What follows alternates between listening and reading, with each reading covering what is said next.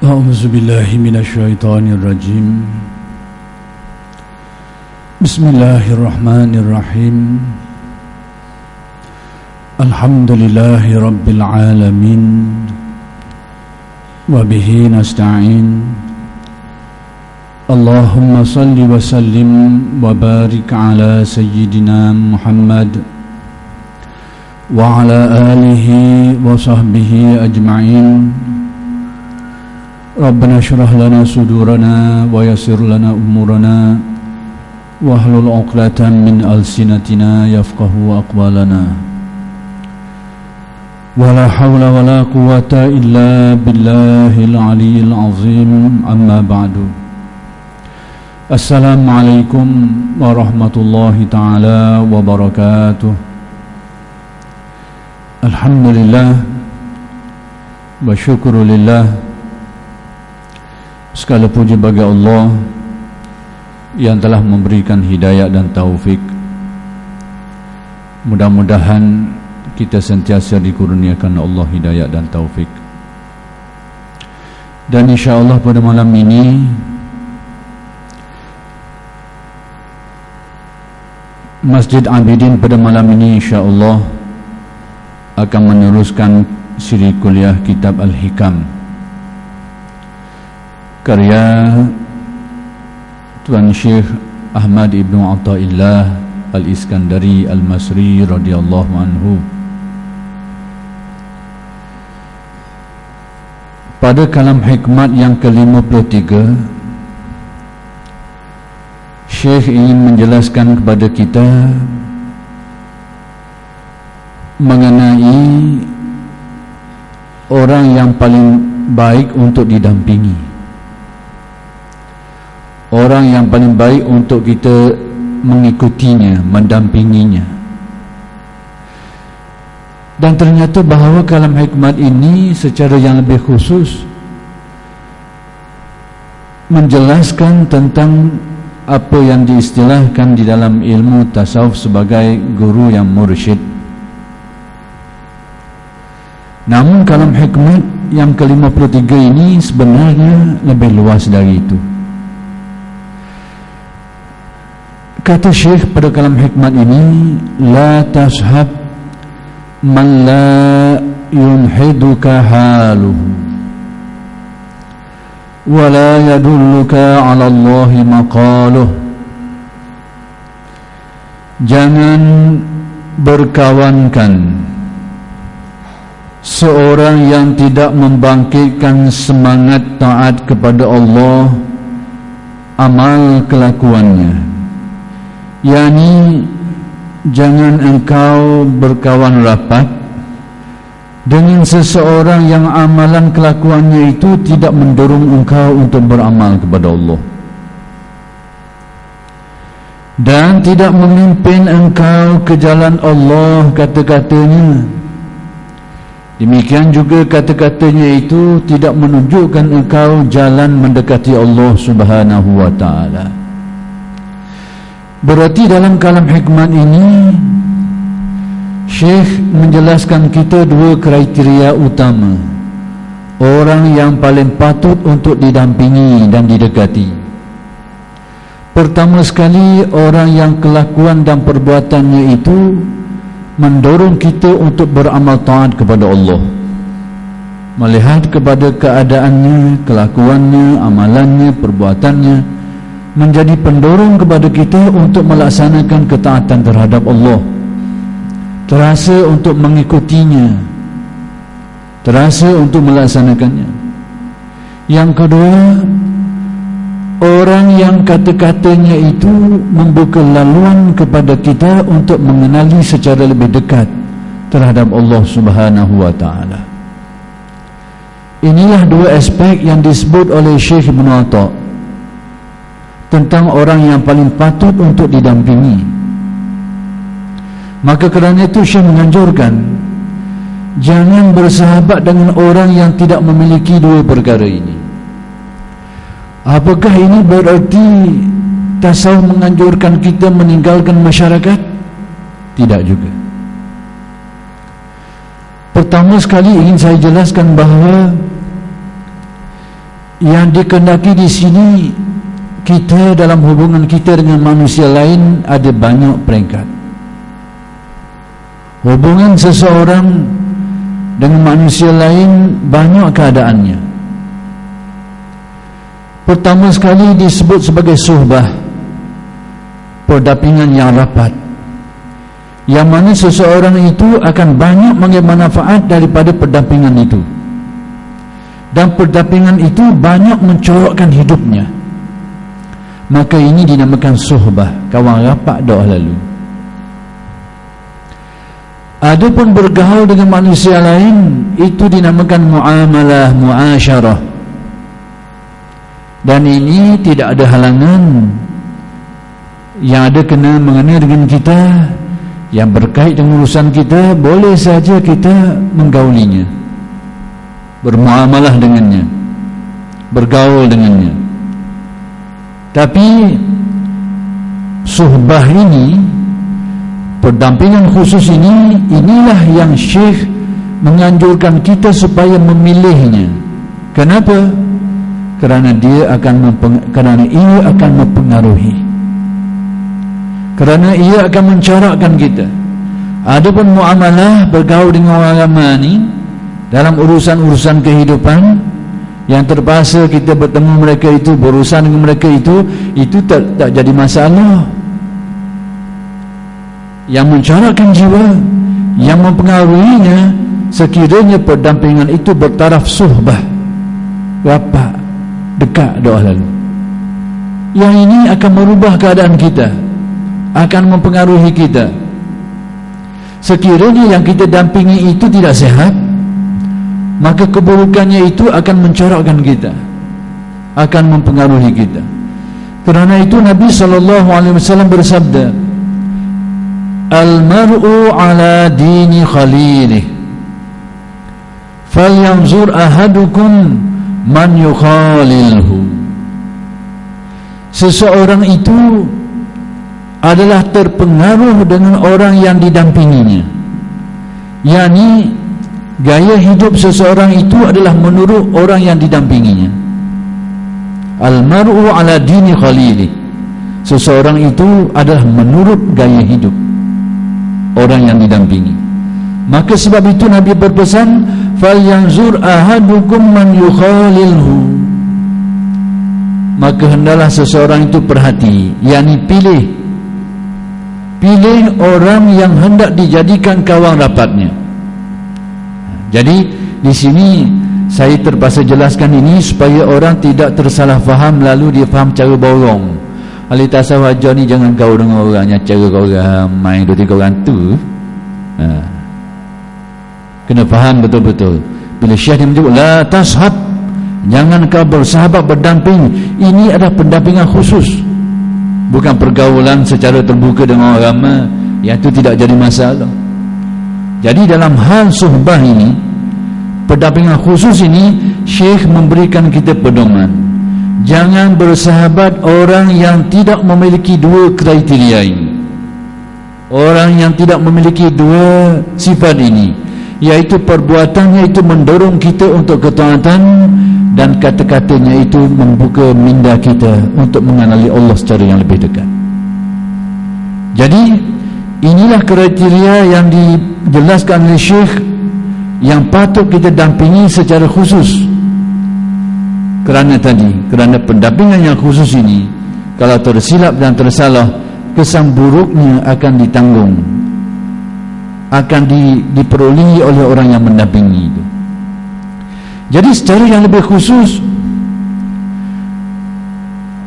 Tuan Syekh dalam kalam hikmat ini, Syekh Ibn Atta' dalam kalam hikmat ini ingin menjelaskan kepada kita sebenarnya tentang guru yang mursyid. Istilah suhbah dalam peristilahan ahli tasawuf adalah menjurus kepada pendampingan yang khusus yang dinamakan sebagai berdamping dan belajar atau berguru dalam tasawuf. Jadi secara yang lebih mudahnya, kalam hikmat ini ingin menjelaskan kepada kita tentang guru yang sepatutnya didampingi secara yang lebih khusus, bukan pergaulan terbuka dengan manusia lain.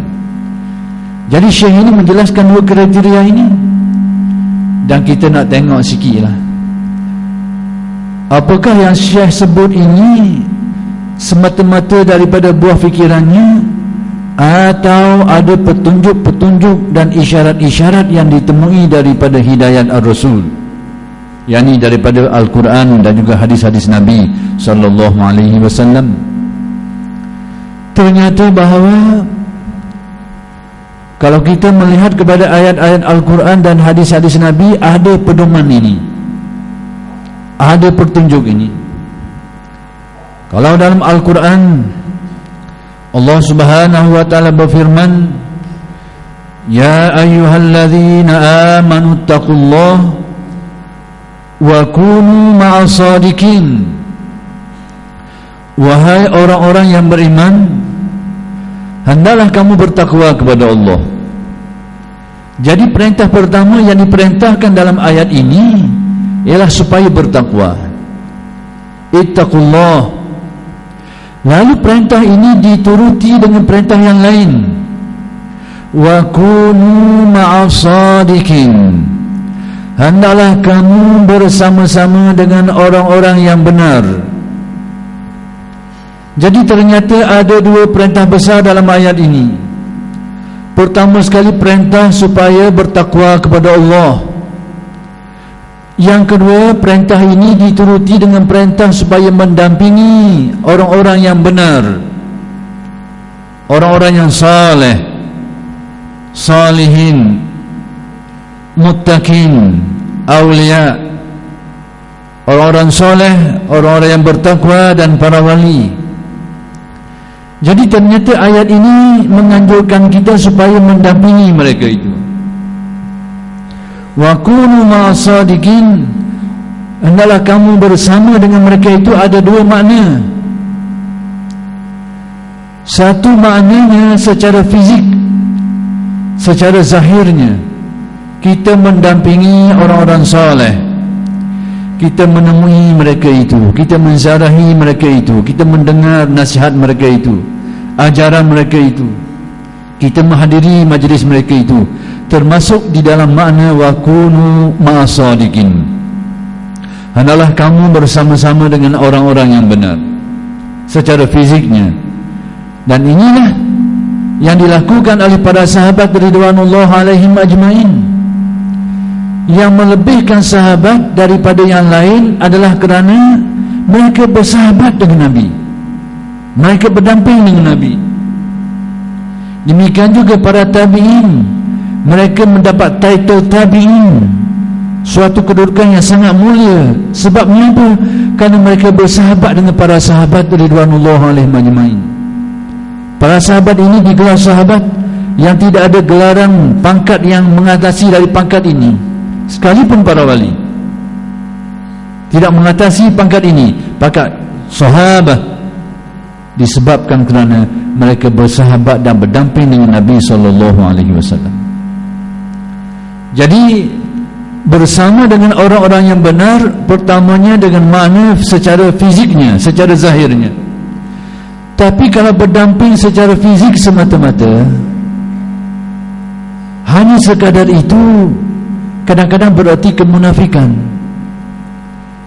Kedapatan beberapa golongan di zaman Nabi, orang yang mendampingi Nabi, salat di belakang Nabi, secara fiziknya bersama Nabi, tapi secara rohani tidak bersama Nabi. Ini berarti kemunafikan. Jadi kalau begitu, bila Allah berfirman wa kunu ma'as shadiqin, hendaklah kamu bersama-sama dengan orang yang benar, bukan saja secara fizikalnya, bukan dengan tubuh badan saja, tapi hendaklah dituruti dengan hatinya sekali. Berdamping secara zahir dan batin. Pendampingan batin inilah yang dikenali di kalangan ahli tarekat, ahli tasawuf sebagai rabitah, ikatan hati dengan orang soleh. Secara zahirnya mereka mendampingi, mereka berkhidmat, mereka melazimi, mereka menghadiri. Secara batinnya mereka ada kaitan mahabbah, hormah, mereka menghormati, mereka mengasihi para salihin, para awliya. Inilah kesempurnaannya. Zaman Nabi ada orang tanya sahabat tentang kelebihan perkara ni. Ada sahabat tanya Nabi, "Ya Rasulullah," Abu Zar tanya Nabi, "bagaimana kedudukan seorang lelaki yang mengasihi suatu kaum, yakni kaum dari kalangan orang-orang soleh, tapi mereka tidak mampu beramal seperti amalan mereka itu?" Suka-suka sangat kasih mereka itu, tapi tak Allah nak buat macam mereka itu. Setakat tu je ada. Nak kata apa? Lalu sahabat ni tanya Nabi, dah guani dengan orang ini? Hati mereka penuh mengasihi para salihin, menghormati mereka itu, memuliakan mereka itu, tapi dari segi kemampuan tidak mampu beramal seperti mereka itu, tidak mampu menjadi alim seperti mereka itu. Lalu guana? Kata Nabi, "Ya Abu Zar, anta man ahbabta. Al-mar'u man ahabba," dan riwayat yang lain.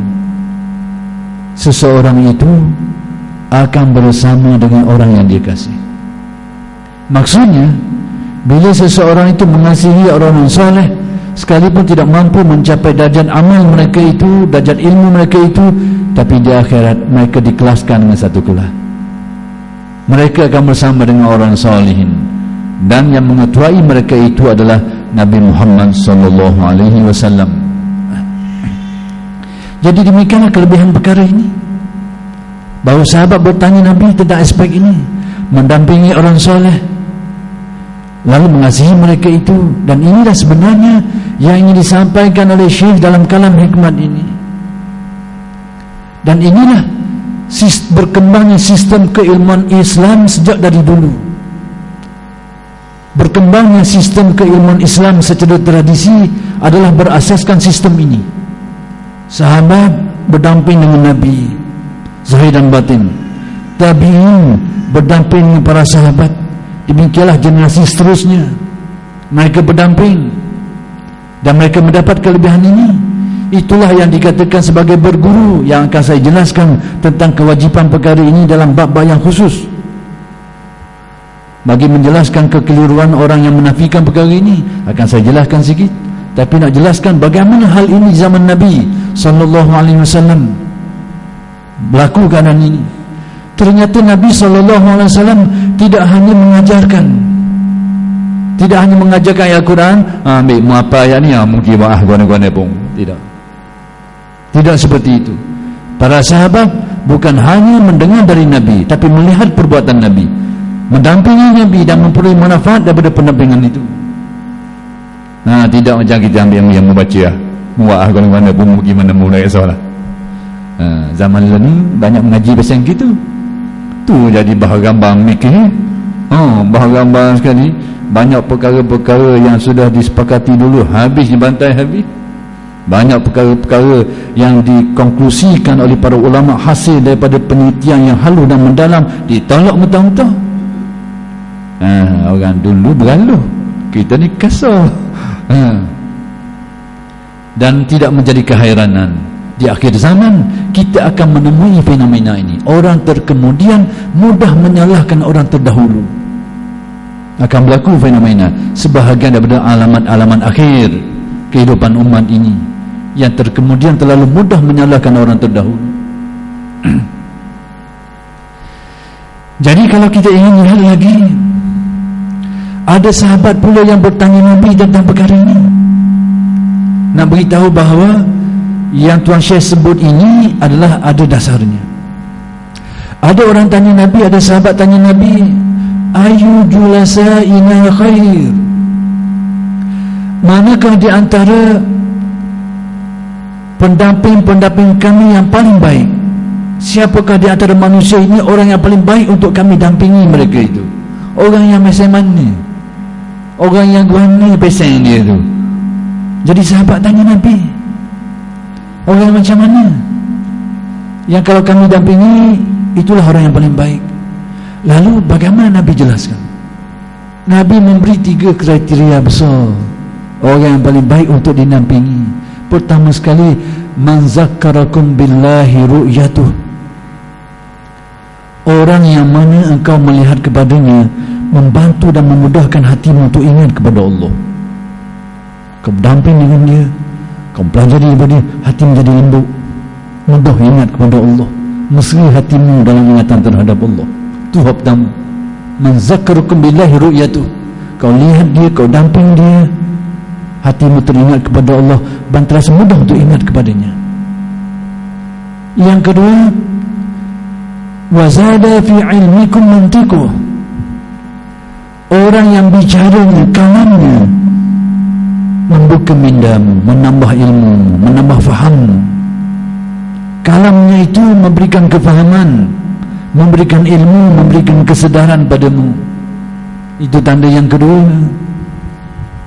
Yang ketiga, wa gharrabakum ilal akhirati amaluh. Orang yang amalannya itu mendorong engkau untuk ingat kepada akhirat. Kau tengok cara hidupnya, ibadahnya, kau teringat kepada kehidupan akhirat. Orang ini bersedia untuk kehidupan akhirat. Inilah 3 kriteria yang diberitahu oleh Nabi atas pertanyaan para sahabat, ayu julasaina khair. Siapakah di kalangan orang-orang yang kami nak dampingi yang paling baik? Itulah kriteria yang Nabi sebut, yang melibatkan aspek-aspek tadi. Bahkan ternyata bahawa kesan daripada pendampingan ini kita dapat lihat bagaimana para sahabat memperolehinya, hasil daripada pendampingan dengan Nabi SAW. Hanzalah al-Usayyidi adalah contoh baik untuk kita renung tentang perkara ini. Hanzalah al-Usayyidi ini, sekalipun sudah beberapa kali saya jelaskan tentang kisah ini, tapi baik untuk diulangi kerana manfaatnya berkait dengan babnya. Hanzalah al-Usayyidi ini, satu hari dia rasa dia semacam hatinya seorang yang munafik. Dia rasa diri dia. Sebab apa dia rasa gitu? Sebab dia rasa pada waktu dia duduk berdamping dengan Nabi, imannya bertambah, semangatnya tinggi, keyakinannya masih yakin, jeliha. Tapi bila balik ke rumah hilang ini. Jadi perasaan inilah yang menjadikan Hanzalah merasakan dirinya semacam sudah munafik. Padahal tidak. Beliau adalah sahabat besar Nabi Muhammad SAW, min kibarus sahabat. Lalu dia mengadu hal kepada Abu Bakar. Dia kata, wahai Abu Bakar, aku ni sudah munafik. Abu Bakar tanya, dah sebab apa? Apa sebabnya kau rasakan kau munafik? Diceritalah kisah tadi tu. Kata, aku bersama dengan Nabi, Nabi memperingatkan aku, memperingatkan kami mendapat keyakinan. Kana ra'yal ain. Apa-apa yang Nabi beritahu itu nisbah kepada keyakinan yang kami perolehi, macamlah perkara itu depan mata kami. Tinggi zuk keyakinannya. Tapi bila kami balik ke rumah, kami bergaul dengan anak isteri, kami cari barang itu, cari barang ini, nasi lah, kami lupa, hilang. Kata Abu Bakar, aku pun gitu juga, kata Abu Bakar. Jadi rupa-rupanya kata Abu Bakar, aku pun seperti itu. Lalu kedua-dua orang ini pergi menghadap Nabi SAW. Lalu menceritalah mereka ini keadaan mereka alami. Nabi tanya, dah ke mana ni? Bila masing-masing kata munafik. Yang mengatakan ini bukan calang-calang orang. Ini sahabat besar Nabi Muhammad SAW, merasakan diri munafik. Lalu Nabi tanya, mereka menceritalah. Lalu Nabi memberikan suatu penyelesaiannya, menjelaskan keadaannya. Nabi kata, lau tadumuna alaihi. Jadi sebenarnya yang mereka rasakan itu tidak seperti itu, tapi itulah perasaan orang yang hatinya penuh tawaduk. Orang yang ahli ma'rifat, tawaduk hatinya semakin meninggi. Lalu perkara yang remeh pada orang dirasa besar pada dia. Perasaan tu tak gegih apa, tak jadi kisah pada orang lain. Pada kita ni tak jadi kakak, tak ada apa-apa. Tapi pada mereka rasa besar. Inilah ciri ahli makrifat.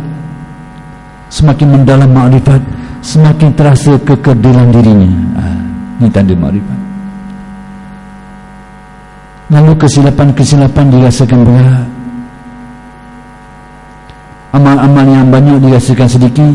Ini jiwa-jiwa yang arif seperti ini.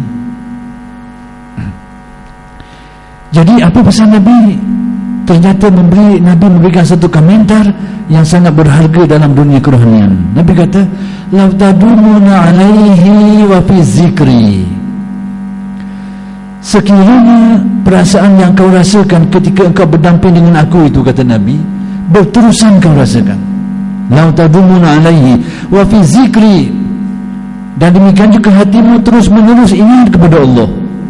Hatimu hidup dengan zikrullah, dan perasaan-perasaan tadi hidup dalam hatimu.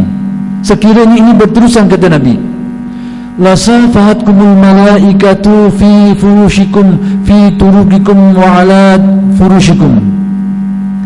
Para malaikat akan datang bersalam denganmu di jalan-jalan yang kau lalu, dan di tempat-tempat pembaringanmu kau akan didampingi oleh para malaikat. Nak menjelaskan bahawa itulah situasi jiwa yang suci, bersih. Jiwa meningkat kebersihannya sehingga ditarafkan dengan taraf yang setaraf dengan kesucian para malaikat, dengan macam serasi dengan para malaikat. Itu maksudnya. Saya kena jelas sikit sini sebab kita bimbang. Orang kita ni dengar cerita peliknya, ulah pasal pelik lalu. Esok ngaku malaikat mari rumah aku semalam. Habis cerita selalu kita. Apa yang Nabi khabar itu hakikat. Orang yang mengalaminya itu adalah kenyataan, tapi itu bukan sesuatu yang dibual-bualkan, bukan sesuatu yang yang perlu dibicarakan, bahkan dilarang daripada dibicarakan. Cuma Nabi nak beritahu itulah kedudukannya. Tapi malahnya orang kita jadi terbalik. Sebenarnya tak gitu, bual lebih. Ni dia. Banyak berlaku, bak saya sebut ni berlaku tempat kita. Malaikat marilah, Jibril marilah, macam-macam pesan Jibril tu. Jadi kita tak mahulah panjanglah, cuma ingin menjelaskan hadis Nabi beritahu begitu. Nabi beritahu dalam hadis yang sahih, hadis yang sabit, para malaikat akan bersalaman denganmu. Itu jelas.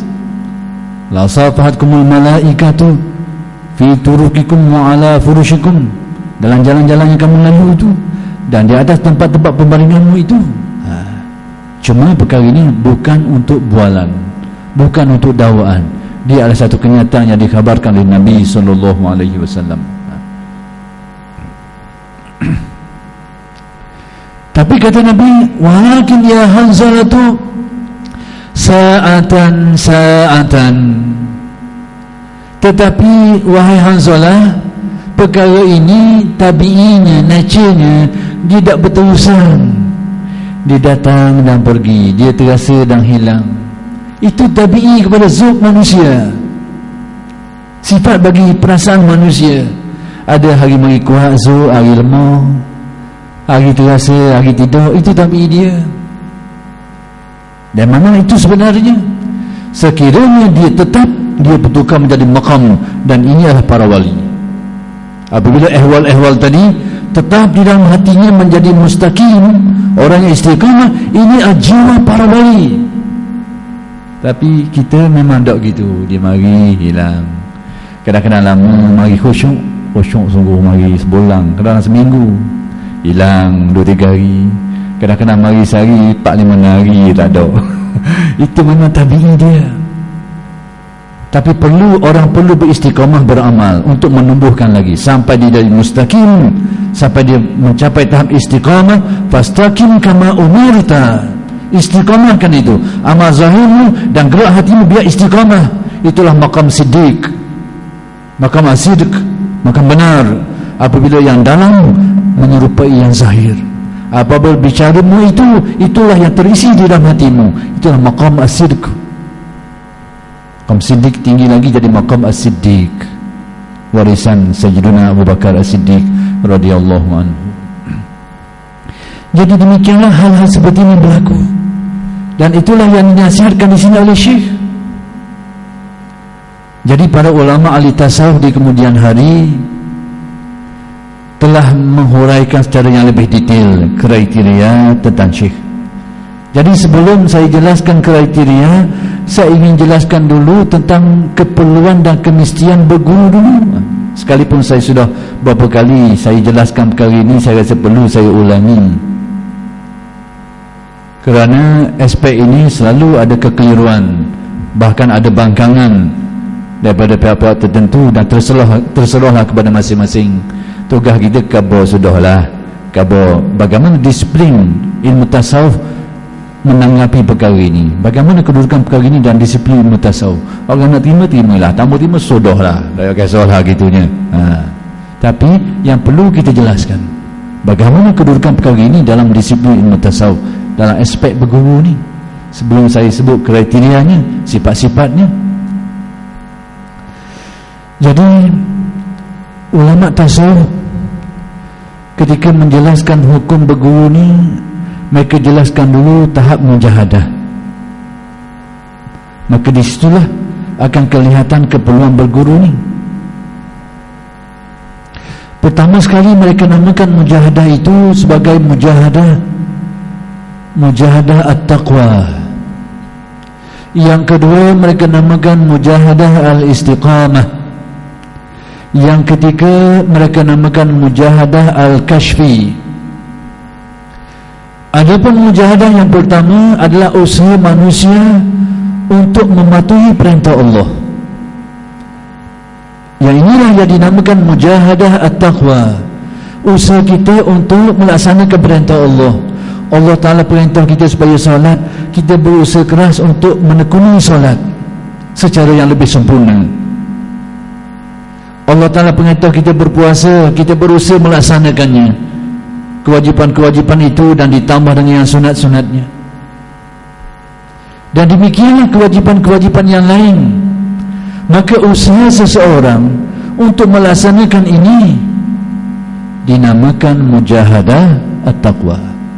Pada dasarnya orang-orang Islam sebahagian besarnya sudah berjaya dalam mujahadah ni. Kerana yang kita tahu, orang Islam pasti dia sembahyang, pasti dia puasa, pasti dia berzakat, pasti dia tunaikan haji, dan dia buat kewajipan lain, dan ditinggal larangan-larangan lain. Pada dasarnya ramai orang yang sudah berjaya pada maqam mujahadah ini. Sekalipun masih ada orang gagal lagi. Orang gagal lagi, orang main semayang sekali setahun, semayang 2 kali sehari, dan macam-macam pasal lagi lah gaya-gaya semayang tu. Itu dia punya kisah lah. Adapun mujahadah istiqamah, yang mereka maksudkan dengan mujahadah istiqamah ini usaha untuk mengistiqamahkan hati, merubah ehwal hati daripada yang buruk menjadi yang baik, menukar sifat dalam manusia daripada sifat-sifat yang negatif, yang buruk, yang mazmumah, bertukar menjadi sifat yang positif, yang baik, yang mahmudah. Daripada sifat malas menjadi rajin, daripada yang tidak khusyuk menjadi khusyuk, daripada tidak redha menjadi redha, daripada sifat kikir menjadi sakha, pemurah, dan macam-macam lagi lah terbuang. Jadi usaha untuk menukar sifat dalaman manusia ini mereka namakan sebagai mujahadah istiqamah. Dan ini ada sedikit kesukarannya berbanding dengan hak yang pertama tu agak mudah. Orang perlu mempelajari ilmu dan cuba melaksanakannya. Adapun yang kedua ini, orang boleh berusaha melawannya, tapi kejayaannya tidak semudah itu, ada kepayahannya. Tapi orang masih berpeluang untuk mencapainya secara sendiri-sendiri, masih berpeluang. Maka kerana itu ulama ahli tasawuf mengatakan bahawa tidak menjadi kewajipan orang berguru dalam perkara ini, tapi adalah sangat dituntut kalau seseorang itu ada penunjuk-penunjuk gurunya, guru-guru yang menunjuk jalan bagaimana nak merubah sifat-sifat dalaman manusia dan mengekalkan dia. Bagaimana pedoman-pedoman, kaedah-kaedah beramalnya untuk tujuan itu adalah sangat dituntut sekalipun tidak menjadi kewajipan. Dengan erti seseorang yang pintar, yang ada ilmu, yang ada kesungguhan, dengan yang demikian itu insya-Allah boleh juga mencapai maksud ini. Tapi tidak semudah itu yang dijangkakan. Jadi dalam mujahadah yang kedua ini masih tidak menjadi kewajipan. Adapun mujahadah yang ketiga, yang mereka namakan sebagai mujahadah kashfi, dalam bahasa yang lebih dekat kepada syarak, mujahadah untuk meningkatkan rohani manusia mencapai maqam ihsan. Untuk mencapai maqam ihsan yang disabdakan oleh Nabi sallallahu alaihi wasallam, anta'budallaha ka'annaka tarahu fa in lam takun tarahu fa innahu yaraka. Engkau beribadah kepada Allah seolah-olah engkau melihatnya. Sekiranya tidak demikian, maka Allah melihat dirimu. Jadi mujahadah ini melibatkan pembukaan hijab rohani, pembukaan pintu hati, sehingga timbullah apa yang disebut sebagai basirah, mata hati.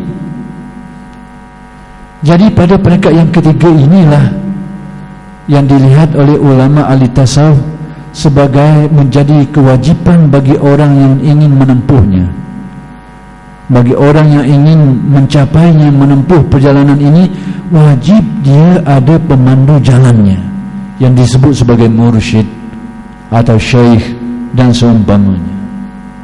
Wajib, kerana liku-likunya menempuh perjalanan ini sangat banyak, dan keberangkalian untuk tergelincir dan menyimpang menyeleweng itu sangat tinggi.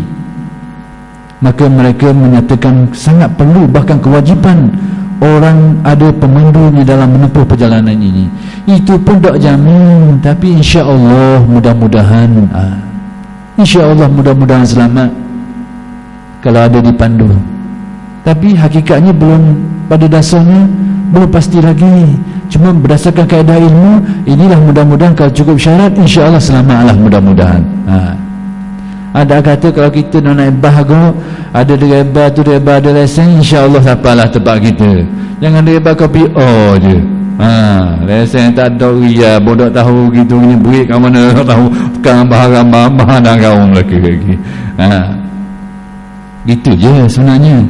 Tapi yang ada lesen pun kebarangkalian kemalangan pun masih ada. Cuma pada dasarnya bila dia dianggap sudah mencukupi syarat, memenuhi keperluan, insya-Allah selamat. Tu je yang mereka sebut. Jadi banyak liku-liku dalam perjalanan ini.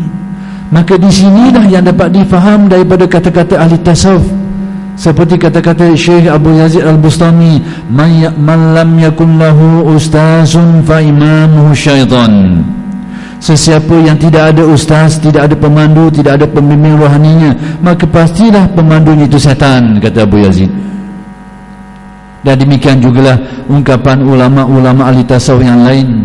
Bahkan kata At-Tayyibi, para ulama ahli sufi sudah ijma' bahawa wajib berguru dalam perkara ini, wajib.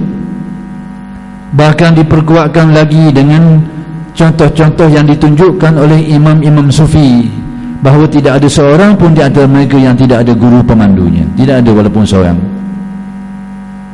Tidak ada walaupun seorang. Kalau ada, tolong cari, beritahu saya nama guru mana tu. Hak dia mengaji sendiri, tak ada guru dia, dan dia dianggap sebagai sufi yang muktabar. Hak bahar-gambar Dr. Kala tu, tu tak kisahlah. Ni sufi yang diakui oleh ulamanya, yang diiktiraf, dan mereka ni mengaji sendiri, tak belajar berguru. Tolong cari seorang pun cukup lah kalau ada. Hatta Al-Ghazali pun, hatta Al-Jilani pun, Sultan Aulia pun, pasti mereka ada guru pembimbing dalam hal ini. Maka itulah disiplin ilmu tasawuf berkait dengan perkara ini. Jadi saya nak beritahu disiplin ilmu ni je. Orang nak terima tak terima, dia punya kisahlah. Dia nak buat tarekat sendiri, nak jadi guru sendiri, nak jadi guru pun, nak akad guru sendiri pun tak apalah, Allah lah. Tak kisahlah. Cuma disiplin ilmu ni gini, nak kabarnya. Masing-masing kalau dia rasa pandai, dia nak buat kaedah sendiri, dia nak jadi guru sendiri, Allah lah, tak kisah. Tak apa.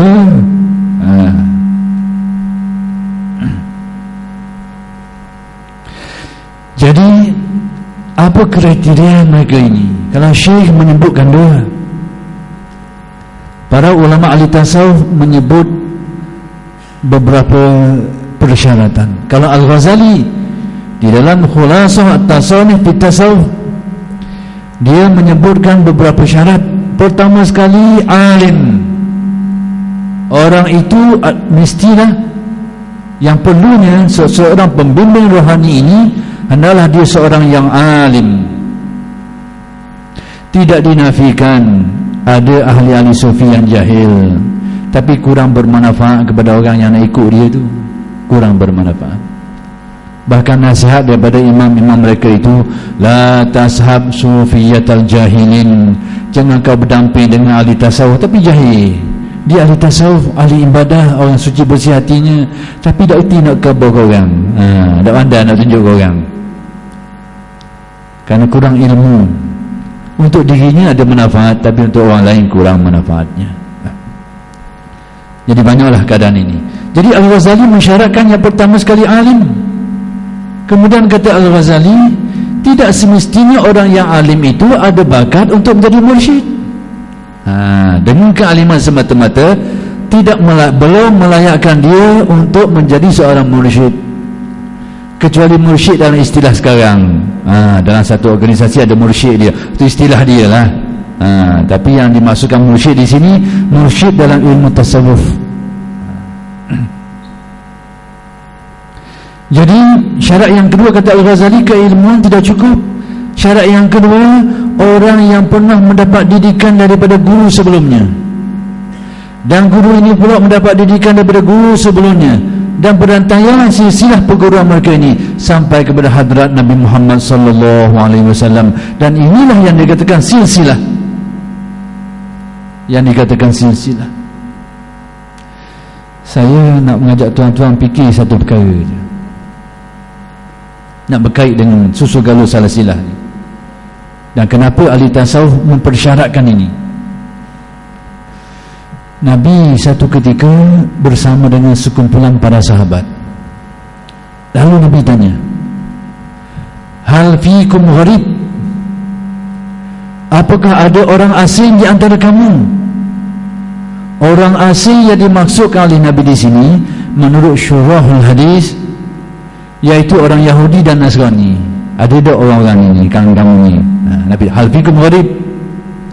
Takut tadilah ada orang menyelinap masuk yang bukan ahlinya, di kalangan munafikin, di kalangan orang yang bukan dan sebagainya lah. Nabi tanya tu, ada tak?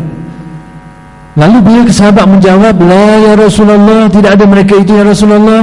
Lalu Nabi suruh buat apa? Nabi suruh fa'amara bighalqil bab, Nabi suruh tutup pintu.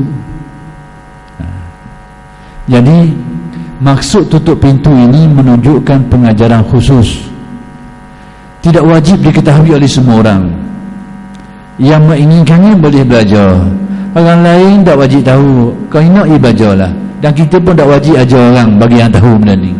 Itu maksud Nabi fa'amara bighalqil bab.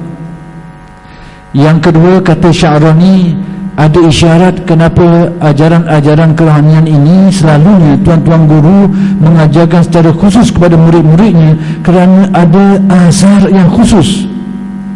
Tidak khabar secara terbuka depan khalayak ramai ni gini dah. Bila menjelaskan hal-hal yang khusus, maka dipanggil seorang-seorang, diajar secara khusus, kerana isyarat kepada Nabi tadi, amara bighalqil bab. Adapun kuliah-kuliah umum terbukalah. Itu. Lalu bila Nabi suruh tutup pintu, apa yang Nabi buat? Nabi suruh para sahabat, irfa'u aydikum wa qulu la ilaha illallah.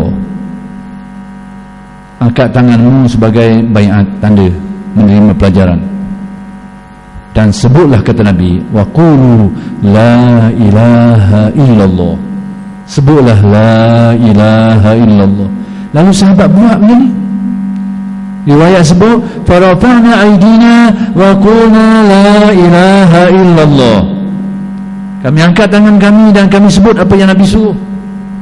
Persoalan saja saya nak tanya, orang yang mengajarkan ni Nabi Muhammad sallallahu alaihi wasallam, orang yang diajarkan itu para sahabat ridwanullah alaihim ajmain. Para sahabat berarti mereka sudah muslim, mereka sudah mukmin, berarti mereka sudah pun tahu la ilaha illallah, mereka tahu dah. Kalau bukan muslim, mana sabah kau tidak tahu lagi. Tapi ternyata sekarang orang yang di hadapan Nabi dalam riwayat ini adalah para sahabat yang sudah muslim, sudah mukmin, berarti sudah tahu la ilaha illallah. Persoalannya, kenapa Nabi mengajar lagi sesuatu yang mereka sudah tahu? Basic pula tu, la ilaha illallah, basic. Kenapa dia ajar lagi? Maka di sinilah difaham oleh para ulama ahli sufi, disitulah perlunya silsilah, rantaian yang bersambung-sambung sampai ke hadrat Nabi Muhammad sallallahu alaihi wasallam. Jadi syarat kedua disebut oleh Al-Ghazali. Lalu Al-Ghazali menyebut beberapa syarat lain lagi. Syarat-syarat tambahan diperincikan banyaklah. Tuan-tuan yang ada ke lapangan, yang ada kebolehan, bacalah kitab Khulasah At-Tasannif Fit Tasawuf. Sudah diterjemah dalam bahasa Melayu. Intisari ajaran tasawuf yang ditulis oleh Imam Al-Ghazali rahmatullah alaih. Jadi itulah antara beberapa syarat yang disebut oleh mereka itu, dan masih ada beberapa syarat-syarat perincian yang lain lagi lah. Kalau Al-Maltawi, dia menggunakan beberapa kalimat merengkaskan syarat-syarat seorang mursyid ni. Pertama sekali mereka syaratkan ilmu sahih. Orang yang ada ilmu dan ilmunya itu ilmu yang benar, berpandukan Al-Quran dan Sunnah. Tambah ilmu ikut barang, ikut akal dia saja. Yang kedua, zaukun sorih. Orang bukan saja ilmu tapi hatinya hidup, ada zauk yang jelas dan nyata, istiqamah zauknya. Itulah yang kedua yang disyaratkan. Jadi oleh kerana sampai syarat dah tu, kita berhenti setakat ini dululah, dan insya-Allah hal-hal ini akan saya jelaskan pada minggu-minggu yang akan datang. Aqulu qawli hadza wa astaghfirullahal azim li wa lakum. Assalamualaikum warahmatullahi taala wabarakatuh.